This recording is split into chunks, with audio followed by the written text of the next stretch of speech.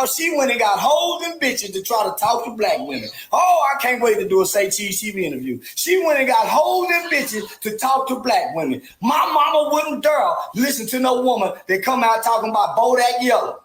This ain't blood shoes. This is blood shoes. Oh, she went and got a retarded woman to shake her ass and pop her pussy. They get bumps on her lips to talk to black women. HPV packing bitch. Oh, Lord, thank you, Jesus. Oh, we got my president back. Before I get to my next point, I was talking to my friend of mine earlier. So I know you're a young guy, but you know who Trina is, right? Damn. All right, you know who Lil' Kim is, right? Yes. Okay. So in our day, damn, like, yo, listen, people like Glorilla, all the people he just mentioned, yo, they make Lil' Kim and Trina sound like freaking Lauryn Hill, honestly, at this point, you know what I mean? Like, because at that time, those lyrics they had, because Trina was like, she was like one of the first chicks to call herself a bad beat, you know what I mean? And they never caught on like that because Trina was a beautiful one. Trina was banging. She still is banging. But she was a really attractive woman, you know what I mean? And also she had that build because she was an ex-dancer. I don't know if a butt figure or not, but again, Trina had, her body was banging. She was a really beautiful woman, you know. So that wasn't an era when like women heard that and said, yeah, so I'm a bad B too, you know what I mean? But that was her thing. I'm the baddest bitch, you know what I'm saying?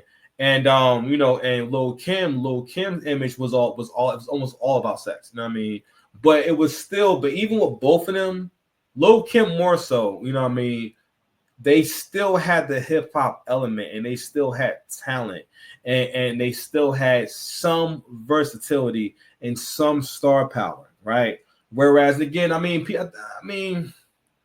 Glorilla kind of grown on me a little bit, but it's more so about the fact that you're not really an artist. And whenever she appears online, it's always something nasty. You know what I mean? Something nasty. Hold on, man. I saw something earlier. Where is that? With Beloved. Who was just looking at it? No. Oh, here we go. I didn't click that. It's easy to another conversation. Like, I just feel like it's easy to fuck a female and it not be bad. Cause like it's a pussy. If they like you, it's gonna get wet. It's gonna feel like a pussy. Like it ain't no size, none of it. Yeah, guys don't care what you look like, whatever. They don't even care if you just lay there. They gon' for sure nut. But with a dude, you can't. To this day, I don't think Lil' Kim has any audio of her talking like that in like an interview. That's normal. Matter of fact, that's become normal now. Fam, that's a celebrity. That is extremely graphic, sir. Yeah. Extremely personal and graphic. And on top of that, it is interesting like how normalized like casual. How you just a casual lesbian? You're just a casual lesbian. You know what I'm saying? Like and talk about it as if it's not lesbianism. You know what I'm saying? And again, not again, I'm not saying you're a bad person, you're a lesbian, but what I'm saying is that like this whole I don't know how to put it, but Black people have this thing about not being committed to anything, right? And we have this thing about having this dual persona, like this whole like damn near like a superhero, but you have like three personalities. Like, yeah, I'm Peter Parker and I take pictures in the daytime, but I'm also Spider-Man. You know what I mean? And those things conflict. I'm a billionaire like Bruce Wayne. I'm Bruce Wayne, the billionaire, but I'm also Batman. You know what I mean? And it's okay. That's not real life. And hey, listen, more power to you. That's what you do. All right, cool. But that kind of person, that kind of someone who talk like that would never be bought out at no damn rally or be associated with no presidential candidate. Yeah. And and again, don't get me wrong. I'm not saying that you can't support a candidate and nothing like that, but you wouldn't have been involved. And I mean, actually, if Lil' Kim if let's say we had social media back then, right? Let's say Lil Kim spoke out, said, "Oh my God, I love Bill Clinton, and please no vote for Bill, whatever," right? Yo, she might have heard from his camp, and they might have told her, "Hey, listen, we appreciate your support, but we appreciate it if you wouldn't mention, Mr. Clinton's name, in public, because it will be bad for their optics, it will be bad for their image, right?" And they didn't have to get Glorilla. They didn't have to get these women. They didn't have to tap these people. There's other people who could have spoke for us. There's other people that they could have bought out. Other people that they could have spoke to. Why Glorilla, Sexy, and people like Meg Thee Stallion? And it's because, again, it's obvious. This is what they think that you are. They think that you relate to these people. But let me go ahead and get into my epiphany that I had about why I feel like, in particular, that black women like Kamala Harris, and it struck me when I seen this picture right here. Where is that? Relax.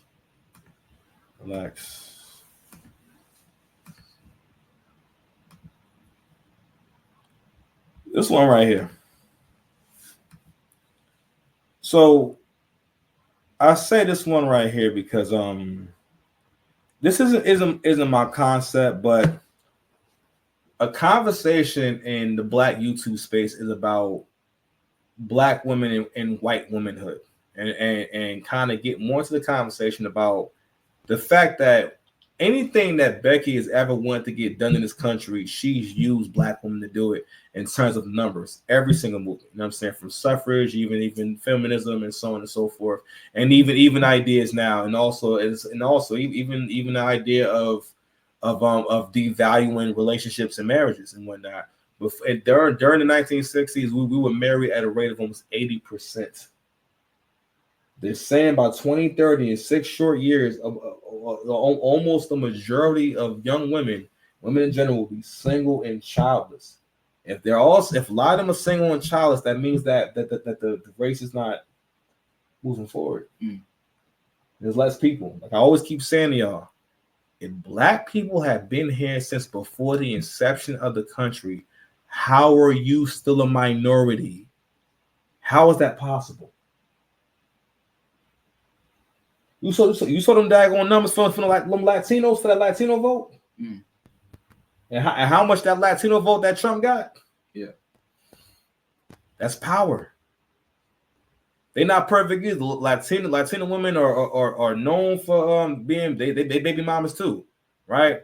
And I'm not gonna say they all just stay together, but for the most part, I'm not gonna lie. There is something about having a common struggle. The struggle can be like a common enemy, and it's supposed to kind of bring y'all together. Like the other day, I be riding to work and whatnot. I'm in my car, and like I be seeing like these Latin couples that that are not from here, and they'll be riding their bikes together to go work. You know what I'm saying? Or riding on like both of them on like one like moped bike. You know what I mean? Going where they gotta go and stuff like that, and ride on the scooter together. You know what I'm saying? To go where they're going. But y'all gotta understand that, listen, that's how wealth is actually attained. They gotta start somewhere. Wealth can't fall out the sky. Wealth comes from working hard, but it can't. Family is how you get wealth. And I'm gonna keep bringing this up every episode about the 50-50 conversation and all the evil it brings with it, and how much it shows how much that our women can't comprehend. Which brings us back to not understanding what winning is. And I'm like, and again, and that's something I heard on Angry Man show. He was talking about a conversation he had with his wife, and she said, why do Black women feel as though there will be a change with Kamala if she's a part of the same administration that got us in a situation to begin with? And we're gonna keep getting into that, the white womanhood. So the conversation of white womanhood has become more prevalent in the Black YouTube space. And I'm gonna try my best to paraphrase. Actually, you know what? No, it's gonna take too much time. In so many words, it's about a phenomenon or something that maybe we don't talk about as Black people. And what that is Black women wanting to have everything that white women have. You know what I mean?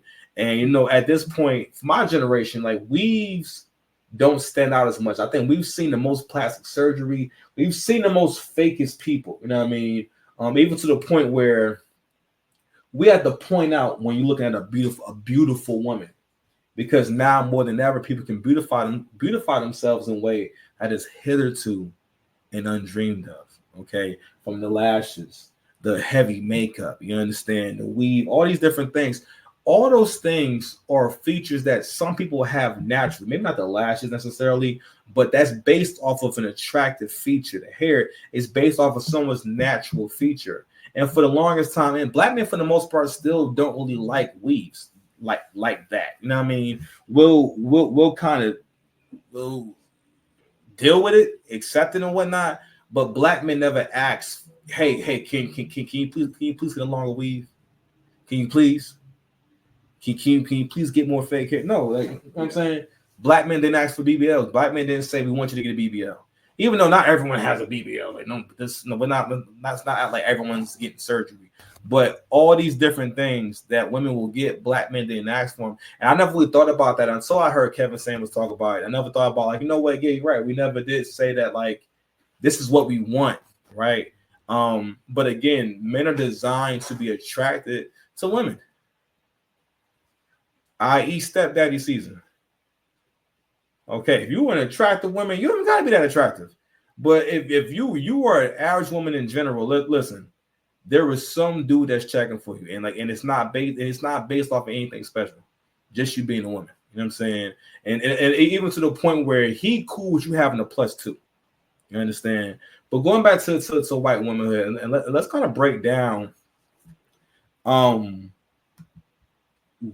when I saw this picture, it made me think that, you know what I'm saying? And the reason why it didn't matter whether or not her background was questionable, the reason why it didn't matter that, you know, she wasn't making the efforts to actually connect with the nation and connect with her so-called base, which is supposed to be black women and everything. It didn't matter, because you got to realize that she's living, to a lot of black women, the dream, because she has achieved white womanhood. She has money, she has power, right? But most importantly, she has a white man. Even to the point where she has managed to not have any black kids.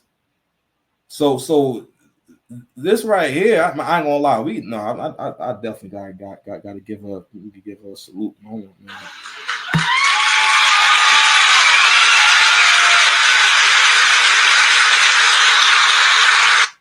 This woman even managed to not have any black children, right? But and when I say that, right, these are all things that that a lot of women want.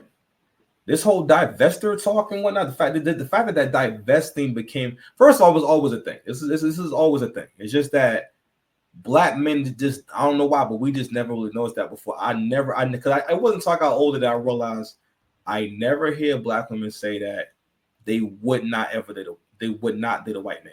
You know what I mean?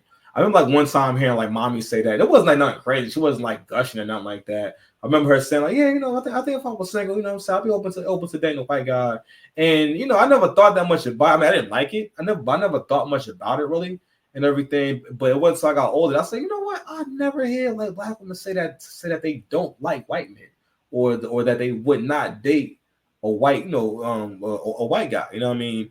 And now that dating has become more of a hot topic and we're studying it more and whatnot, other men understand, because like now we have data on this shit. You know what I'm saying that on dating apps, white men are what swipe right? They swipe right on white men at the highest percentage. All right, the most desirable male on the planet in terms of status. It is white men. All groups of women want to be with a white man because they see him because again, they feel as though, and it's not my concept, that with this white guy, they'll be elevated to white womanhood. But here's the thing about all that shit, and probably the most important thing, and I'm not sure why people don't care about this. If I if black men knew that, yo, if I get with an Asian woman, that I'm going to have a child. That let's say she's Chinese, right? And if we have a child, that child is going to come out Chinese. It's not a chance. You know what I'm saying? If I knew that if I was with this white woman, my child is going to come out not biracial, not looking like me and her, but just mostly like her. Pretty much, if people saw this child, if I don't stand next to this, sorry, if I don't stand next to the child, they have no way of knowing that I'm the dad or knowing that this child has a black parent. Not a chance. Because the one thing that y'all can't get a white man, you can't give him a white baby. And I always got to ask, why do y'all feel as though white men don't care about having kids that look like them? You know what I'm saying? Because I mean, like, yo, I ain't gonna lie, it would be really awkward to like raise some white kids. Yeah. You know what I'm saying? It don't matter how they talk and whatnot, but it would be kind of awkward if I'm black, but I have these white children. You know what I'm saying? Or children that seems very white. I'm trying to be fair about it. Let's say they look a little maybe ambiguous. You know what I'm saying? Maybe a little ambiguous. You know what I mean? But for the most part, you don't look at them and say, "Oh, okay, they black or something else." Nah, you look at them and be like, "Oh, well, there's some white kids." Yeah, you know what I mean? So, all right, man. So there you have it. It is my theory, it is my thought that a lot of this comes from the admiration. Like, yo, like she's done it. Kamala Harris has achieved white womanhood. All right, so there you go. All right, man. All right. Here we go. Let's go ahead and take a quick break. I'll be right back. I don't know what swatting is. So basically, say the content for the camera, big shot. Here we go again. Swatting is like, yo, wait to be introduced. Like, you not letting me do no intro or nothing. Oh, yo, subscribe to the channel. No, we did. It's the 6 Pass Commandments. 6 Pass Dice here.